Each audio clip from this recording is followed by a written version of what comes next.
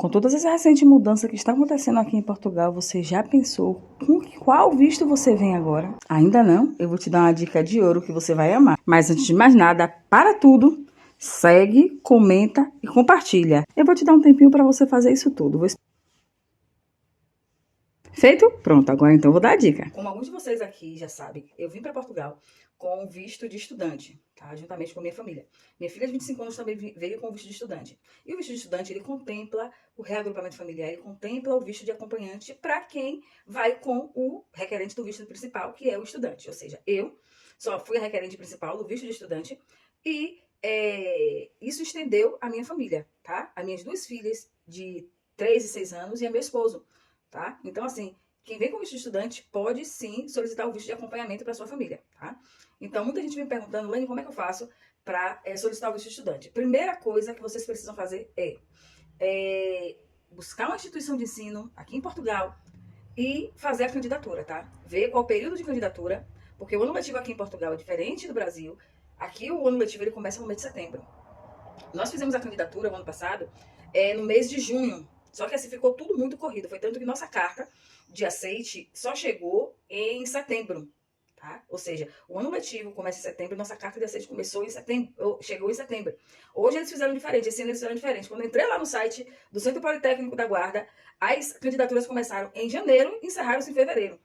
Por quê? Porque nós já chegamos no Politécnico já atrasadas. E todos os professores falavam, porque nós chegamos em novembro. Né? E todos os professores falavam, nossa, vocês chegaram muito atrasadas, vocês perderam muita coisa. Né? Então, assim, vocês precisam buscar uma instituição de ensino superior ou um profissionalizante. Tá? Lembrando que para ensino superior não há a necessidade de fazer a comprovação do meio de subsistência, tá? Para o requerente principal.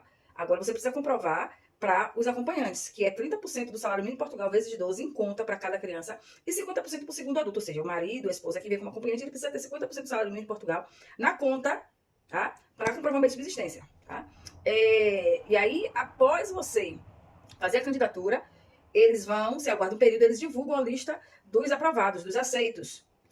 A partir desse momento, vocês fazem a matrícula também pela internet. Gente, a candidatura custou 50 euros e a matrícula me custou, na época, 66 euros. Porque, assim, é como se fosse a primeira propina. Essa matrícula é como se fosse a primeira mensalidade, tá? É o valor da mensalidade? Não, porque a minha mensalidade, ela é 80 euros. Então, eu paguei 66 euros e quando chegou aqui, que eu trouxe toda a documentação presencial, eles ajustaram e eu paguei a diferença, tá? Então, isso tudo é feito pela internet. Após você fazer a matrícula, o que acontece? Você espera um período, nós esperamos um mês. E assim, nós ficamos...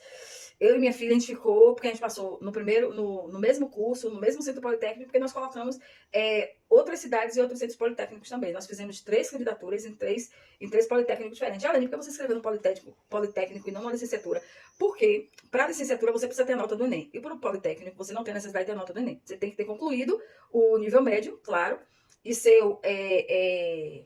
o seu histórico, ele tem que ter o reconhecimento de firma, tá? E apostilamento de AIA, tá?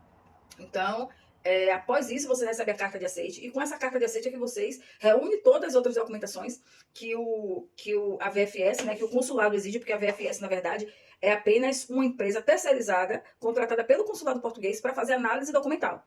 Tá? Lembre-se disso, a VFS, ela não tem nada a ver com o consulado. Ela é uma empresa terceirizada que ela faz análise dos documentos, porque isso facilita muito a vida, né, das pessoas, né, do consulado. Por quê? Porque o que vai para a mão deles só são os documentos que eles exigem. Tá? Se tiver faltando algum documento, eles não têm aquele trabalho de abrir o envelope, analisar documento por documento, e tá faltando isso, e manda de volta pro solicitante, né? Então, assim, a VFS, o papel dela é esse, tá?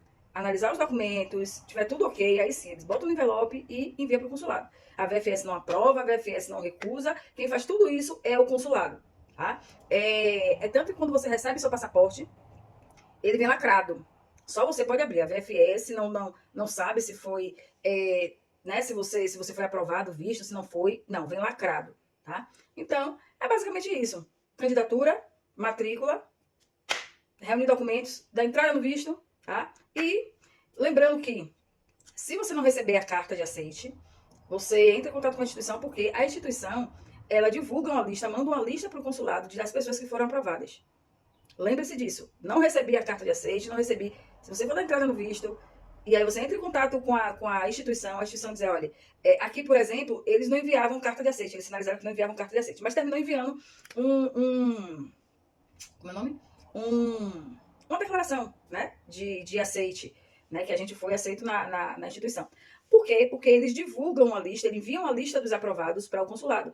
E a VFS, eles têm acesso à lista, ele entra lá na lista e analisa. Mesmo você levando o documento, a carta de aceite, eles entram lá na lista e verifica se você realmente foi aprovado, tá? Então é basicamente isso. Se você tiver mais algumas dúvidas, pode perguntar que Lene responde. Beijo.